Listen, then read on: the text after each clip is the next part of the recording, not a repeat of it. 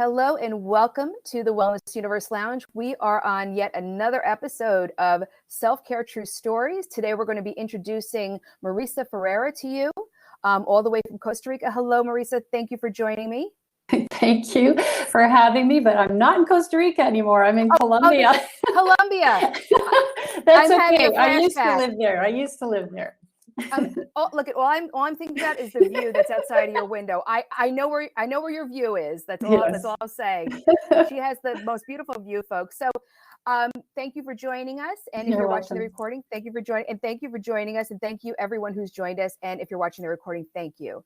So, I just want to say that I love doing this series. I was just talking to Marisa in the green room before we started about how much I really love to share the stories behind the members of the Wellness Universe. What has provoked them? What journey have they walked? What really qualifies them to do the work they do because of their life experience? Sometimes it's great, sometimes it's not so great, but we get to really uncover, discover, and peel back the layers to what it is that they've experienced in life. And I find someone's story so powerful, so moving that honestly, the service that we provide is just another service until you get to know who we are, our heart, our journey, how we really overcame our challenges, our struggles, and really what motivates us.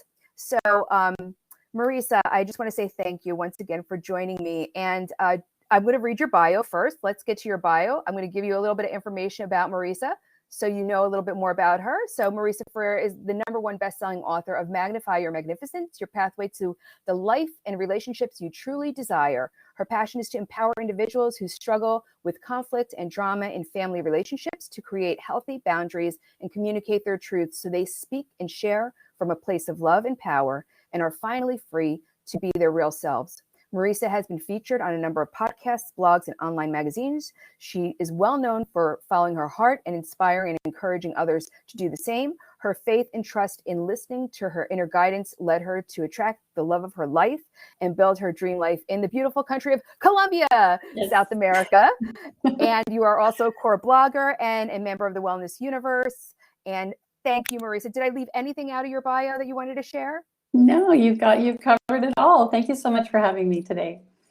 Fantastic. So the theme of this is Self-Care True Stories, and you're here to share your story, basically what path you have walked, what was your journey to get here. Why are you so passionate about helping families and helping individuals to have a better relationship with their family? So I'm just going to let you take it from here, Marisa, and I might interrupt you with a question or a comment. And anyone who's with us live, you're welcome to use the comment box and share any questions or comments as we go along. Sure. It's hard sometimes to know where to begin, but I guess the best place to begin is the beginning of my life, right? And because my whole life journey and my life experiences is what brought me to the work that I do today and why I'm so passionate about helping people with their families. And that's because of my own background, where I grew up in a very dysfunctional family where, like many people, I'm not the only one. I'm not unique to that. I suffered a lot of emotional and physical abuse. I'm a first-generation Canadian. My parents were both born in Italy, and so they brought with them a lot of cultural ways of raising children and all of that, right? Even though they were in a new country, they brought us up in the old ways. And in addition to that, my father was also abused as a child, and he never had the tools or the opportunity to heal from his wounds and to learn how to be a better parent. And so I grew up terrified of him, really. I remember, even back when I was maybe 6 or 7 years old, there were times, many times actually, around the dinner table, because that's normally when my arguments would get heated up. Obviously, my father was at work during the day, so this was now he's home, and there were many times when he would get angry and upset, mostly with my older sister, who was kind of the rebel and instigator, so things would start getting heated up. And so I was really afraid for her and for the rest of us. And so I would silently get up from the dinner table and just walk around really, really slowly and just take all the knives off the table and hide them in a drawer. And because I knew my dad loved us, on some level, but I also knew he had no control over his anger. And so I didn't know if he might just pick one up and throw it, at somebody just because of his uncontrollable rage. And so nobody ever noticed me doing that. And I haven't even asked. I just had that thought, I got to ask one of my sisters if they remember me doing that, or my mom. But, I was... How old were you? How old were you I think at this time? I was doing that as young as 6 years old. Like I was young. Like I was young because I was You really had a afraid. Real awareness. Yeah, you had a real awareness of what was going on, and that this is not normal, and you can't just let it unfold. Right. I became very hypersensitive to my dad's energy. So I could tell when he was going to reach a point of explosion. And so as it was starting to escalate, that's when I would just I was the invisible child. I just, I learned very early, it was much safer to not speak. So I was very observant of everything going on, the dynamics going on around the dinner table. And so, but I was so afraid. And sometimes I feel I still have a little bit of shame over this, what I'm about to share with you, but I'm getting better at it. And but literally when I'd be sleeping or before I went to bed at night, I would actually pray that God would take my father so that we would be safe. And I felt a lot of guilt over that, when I got older, and I thought, how could you pray for your father to die? I mean, that's horrible.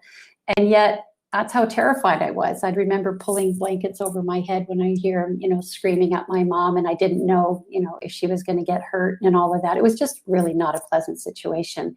And as I got older and I started, going to get some help, because I realized that I was very shut down, like I was very disconnected from myself. I didn't know myself. I didn't know my feelings. And I really didn't want to live my life like that. I was very sad and lonely and had difficulty creating friendships because I was afraid of everybody and everything, right?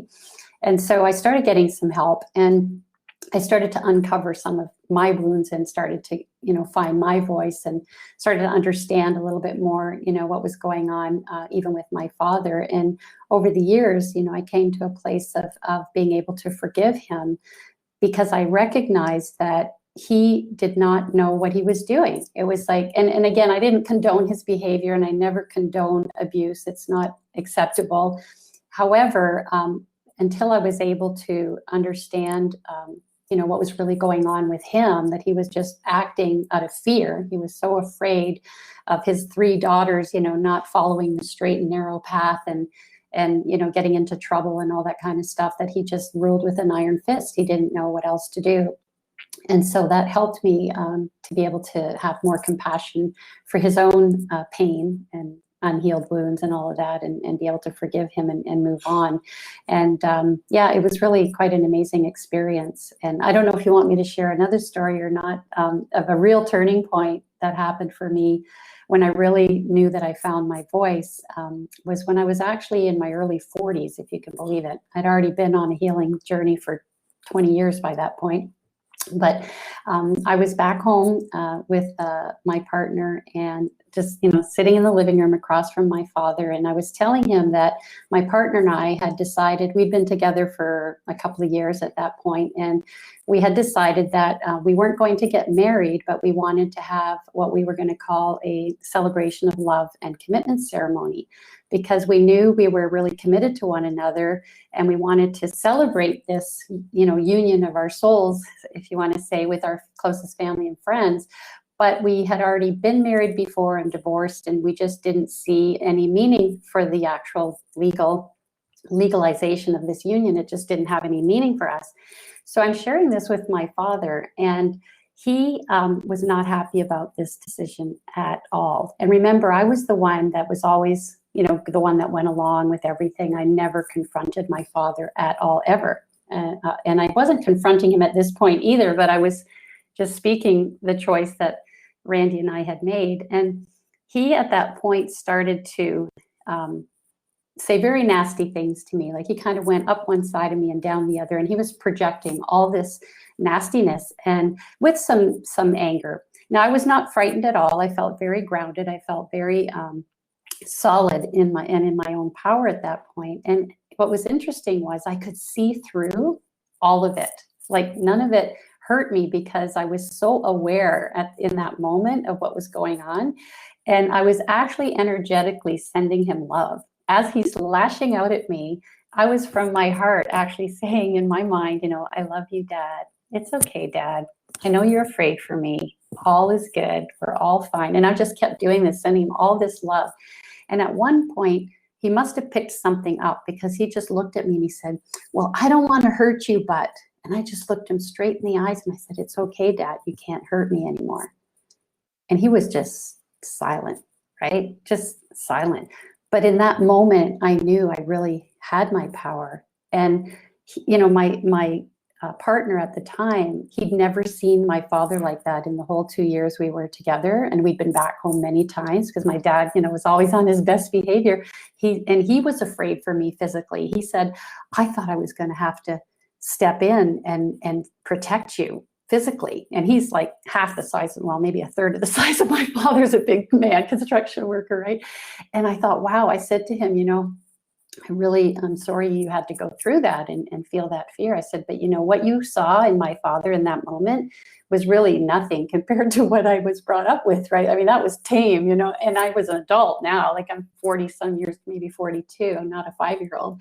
But that was just a really empowering moment for me. And that actually shifted our relationship as well. And from that moment forward, I mean, there were some challenges after that that I won't get into, but it really was a turning point in my relationship with my father. And we just developed a really strong bond and a strong love for each other. And I think what I learned later was that my father, he was confronted by my decision, because it brought up for him how my mother never stood up for him with her father. And so he had some challenges, like I said, that he had to deal with around that. But the closeness that it brought to us was so beautiful that I was able to, be one of his primary caregivers during the last 2 months of his life. And we were living in Colombia at the time when we heard about, he was diagnosed with a terminal, fast-growing cancer. And within a week, we were packed up and back in Canada. And I would have still done that if I hadn't done the forgiveness work and hadn't come to this place of deep love for him. But I would have been there with resentment and been there out of a feeling of obligation, because, I'm his daughter. I'm supposed to be here for him. But it was so beautiful to be able to spend those last 2 months with him from that deeper place of genuine love. It was really wonderful. Marisa, I have to say, I think that your act in the middle of him, like, in his aggravation and frustration and unhappiness with your decision, I think that I probably would have been going through a whole myriad of in my head talk about like, oh my gosh, I want to shield my partner from how he's acting right now because he doesn't know him this way. And oh my God, this is taking me back to being a child. And, I'm still unhealed from those wounds. And oh my gosh, like, what is my partner going to think? Is this going to be me in 10 years from now? Like, I would probably have all of this head chatter going on. And I'm getting goosebumps as I'm telling you this, but you had done so much healing on yourself to arrive at that situation, to literally be in that situation, be confronted with your father treating you this way. And yet you still funneled the energy to send him love and come from a forgiving space in front of the one you love, that you probably could have felt very embarrassed in that situation, very judged, just all over the place with how is this now going to affect this with my partner, because now he's been exposed to all of this, right? So I just want to say that is huge. I say this because I too had a lot of issues with my dad, and unfortunately they were never resolved. No matter how much I really tried to send love, it was very difficult. And also in his later years, he had dementia, so that really didn't help the situation. No. That doesn't create any ease, when you're trying to deal with emotional stuff. But I just want to say that is so brilliant that you can actually pull that from inside of you and act in that space and act from that space of love at that moment, that it actually created the shift. And what a blessing that was. Thank you for saying that, because it's interesting. All those things that you talked about that kind of came up in your mind, like weren't even there for me at all. I was so present to just him. I didn't even know anyone else was in the room really in that moment. And like you said, it really was because of the work I had done. I was very committed to my healing because I was so sad and so lonely for so long. And I thought, I just do not want to live the rest of my life like this, like alone with no friends and no voice. I just thought that would be just so miserable, right? So it's so worth it. And that's why I do what I do, because I really believe that it doesn't matter, what your life or your relationships look like in this moment. They can always be transformed and healed through you. And that doesn't mean necessarily that you will always be in relationship with someone, because with my father, I was able to maintain a relationship because once I started to express my truth, from a place of love and power, he responded to that in a way that allowed us to continue a relationship. Now, if he had chosen to or was unable to give me the love and the respect that I know I deserve, then I would have been in a situation to make a choice of severing that relationship until he was ready. And that's what I tell my clients. Like, I can't guarantee that you can transform a relationship that's been abusive or that might still be abusive into this, wonderful fairy tale relationship. That is definitely possible, but it does take both parties. So you can only work on yourself and your own energy and your own healing. And when you show up differently, sometimes energetically, it's enough for the other person to start to shift. Like for my father, that sometimes it might not be. And so it's really important to be ready to take that stand for yourself and to walk away from a relationship, even if it is a parent or a sibling or a partner, to honor yourself, but always leave that door open with them to let them know that they are actually the one choosing this separation, not you, that you want to have a relationship with them, that you care about them and you love them, but you also love and care about self. And unless they are willing to honor you in the way that you deserve to be honored, then you will not be in communication with them. But always let them know, when you're ready, I would love to reconnect with you. I leave it up to you, but to let them go with love. Because many times, and I don't know about you, but I know many people that, have written off family members and slammed a door and said, that's it. I'm never going to let them walk all over me again. But they do it with this anger and this pain still. But what some people don't recognize is that when you do that, yes, that person's not in your life physically, causing you, abusing you more and more, but they are still in your life. You're still carrying that pain and that unhealed wounds in every moment of every day. And so on unconscious levels, it's just still sabotaging your life and your relationships. That you don't get rid of it by getting rid of the person. It just doesn't work that way. That is so profound that you said that, Marisa. It's so profound because honestly, that's where I was at with my dad at that point, because when he developed dementia, there was no way to be reasonable with someone. Yes. I wish that I had found you 20, 25 years ago, 30 years ago to help me, because I think that what you do, since you are proof in the pudding, you've given me the confidence now through this story, especially that, you've healed the wounds. You have arrived at the destination of, I'm standing in this. I'm not just trying to practice it, or I'm displaying it because it's something that I am doing step by step. Like, it came through you.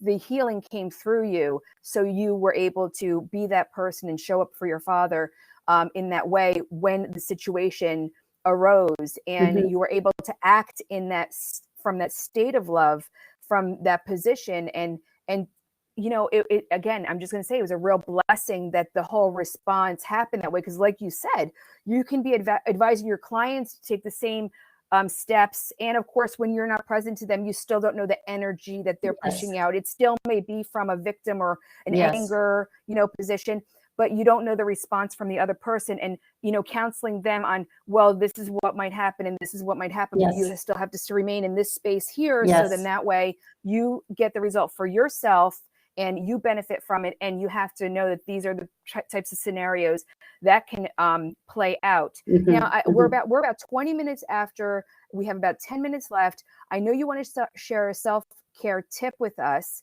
So I would like to do your tip first, and then share with us how you actually can work with people if they're in this situation where it's this perpetual chronic traumatic, frustrating situation with any family member or loved one. So, but I would love to hear your tip first.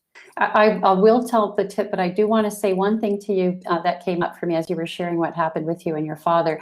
I want you and anyone else listening to understand that just because someone has passed on, or maybe they've got dementia and you can't have a conversation with them anymore, does not mean it's too late to heal and to transform that relationship, because you can still do it with your own healing work and with your own there's processes that you can get to that place where you can still be at peace, even if they died when you were still in feelings of anger or resentment or hurt. So I just wanted to put that out because it's never too late.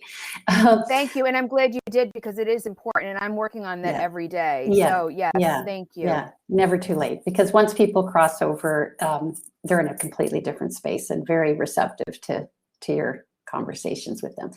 So back to our tip. Yeah, the tip that I wanted to share is it's a simple one, but not always easy. And it's really about mindfulness. It's about just really being more mindful of how you are showing up in conversations and in relationships with other people. Be mindful of when you are saying yes to other people and no to yourself. Be mindful of when you don't speak your truth.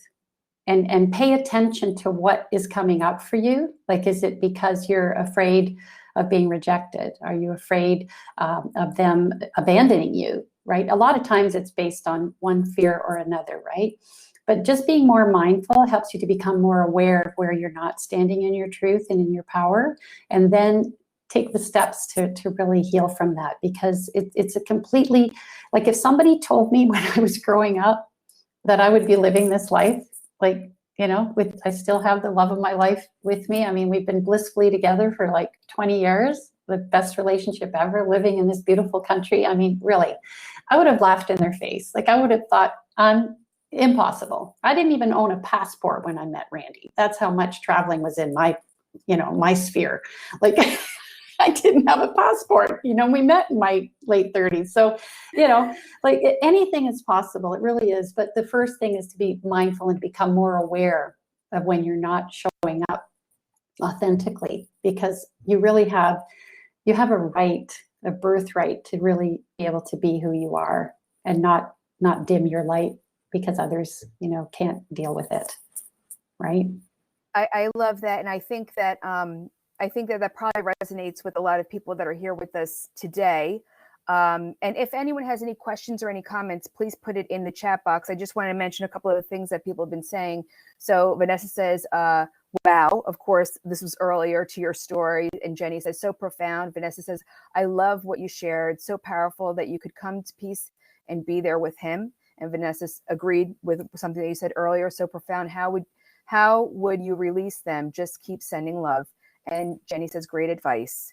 So far, those are the comments. And I know that this conversation is, it's truly going to transform the lives of the people who hear this, because it is sad when we cannot have that, Brady Bunch family and lifestyle and relationship, right? And to acknowledge, and from, like you just mentioned, all of the things that happen with your specific relationship, to with your dad, and that all the healing that you had to go through in order to then actually implement it and make it work, and it actually came out fruitful for you. And I think right there, the proof is in the pudding. That gives me the confidence that, you're somebody that I would seek advisement with to help me through these situations. So Marisa, please tell me, how does one person work with you? Well, I provide private coaching. I have private coaching packages and group coaching as well. And what I do is I actually take my clients on a journey, because, healing is a journey. It's not a one-stop shop, one and done kind of thing. So the first step I take them through is really to uncover core wounds, because that's what's stopping people from really expressing themselves authentically, from showing up fully, and speaking their truth. So it's important. That's why I said to be mindful of when that stuff's coming up, because that's the beginning process of being able to uncover the core wounds. And so once they uncover the core wounds, we can look at different processes and ways of healing from them so that they're no longer impacting your relationships with others and even with yourself. Because let's face it, our core wounds also create a lack of self-love and self-sabotage, right? So it's not just about relationships with family, it starts with self. And so once we go through those two parts of the journey, the last step is really about creating healthy boundaries and standing in your power. And I help people to start new conversations with family members, because some people want to just start it right away. But the problem is, like, if I had tried to have a conversation with my father 20 years earlier, it would not have gone well, because I didn't have the strength or the courage to stand. I would have fallen over, like I would have reacted or had those thoughts going in my head that you described, or other fear, and who knows what would have been going on. So you need to be in a state where you can handle somebody coming back at you and not accepting your boundaries once you express them, or challenging you, or manipulating you, or judging you, all this stuff when it comes at you. So I really help my clients to really know how to deal with those things when it happens. How can they still stand in their power and respond with love to all of this, instead of react and start projecting? And our projections are from our own unhealed wounds. And that's why those first two steps are so critical. Right. So it's a process. And so once, so the communication skills are really important. One of the gifts I have is just knowing how to say things. And I record my sessions, because I didn't before. And people were like, what did you just say? How did you? Because they're trying to take notes. And I'm like, I don't remember. Like, it just kind of comes out. So now they can go back and review. So I can really help them if there's a tough situation or maybe there's a situation that just blew up. And it's like, what do I do now? Right. So it can be that. So it's not just going through my process, which also includes a program that has videos and action guides that goes through this whole journey as well, that supports the coaching. So they get the information, and I don't have to be teaching during coaching calls. I can answer questions. I can really dig deep and help them to move forward with what they're learning and with what they're dealing with. And so you're there for acute situations as well as chronic situations. Yes. Okay. Yes. Yeah. That's wonderful, Marisa. And also, are you available to do speaking on this subject matter, panels, things like that? So besides the coaching, we have about 2 minutes left. Besides the coaching, how else do people tap you for your resources? Well, I do have a lot of people approaching me to be on their podcasts. I was just on one earlier this week, and I'm here with you today, and I have another one booked. So I'm often on different podcasts, both live and recorded. And if people have summits that where my, what I have to share and what I talk about would be of benefit to their audience. I love to do speaking engagements as well. And writing. Yeah, I've been featured in some articles as well. So there's all different ways. And if people want to just have a chat with me, even to just see whether or not we'd be a good fit, they can just go to talkwithmarisa.com and we can talk. Awesome, Marisa. And I also shared your link to your Wellness Universe profile, and I know you have everything on your profile there. That's right. So it's like a nice big, where you have all your links and all your stuff. Yes. So Marisa, share with us a final thought that you have. I always like to leave people with this message, because I think it's really, really important for us to always remember that everyone is always doing the best that they can, even when it doesn't look like it.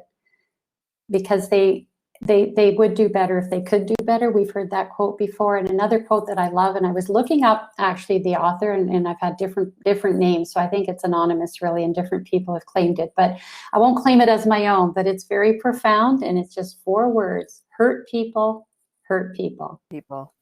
Amen. Yes. And we need to be the responsible ones to stop that. Marisa, I want to say thank you so much for being with us today. So Jenny says, you are so inspiring, Marisa. Thank you so much for sharing a bit of your story with us. So empowering. Heike says, thank you. And I just want to remind everyone, please visit thewellnessuniverse.com so you can connect with Marisa, so you can connect with people like Marisa, depending on what situation you are, looking for ease or to up-level yourself or to improve who you already are and transform. I also would like to invite you to Soul Treat, which is our retreat happening in October in Boone, North Carolina. And there's more information about Soul Treat on thewellnessuniverse.com, but we also have a dedicated site, wusoultreat.com. And Marisa, check out our self-care books. We have 3 already released. And Marisa, I just want to say thank you for being brave and sharing your story with us.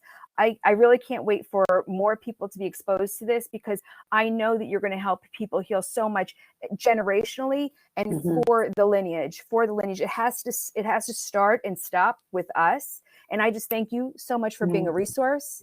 Thank you so much for being with me today. And thank you everyone for joining me live. And if you're watching the recording, thank you.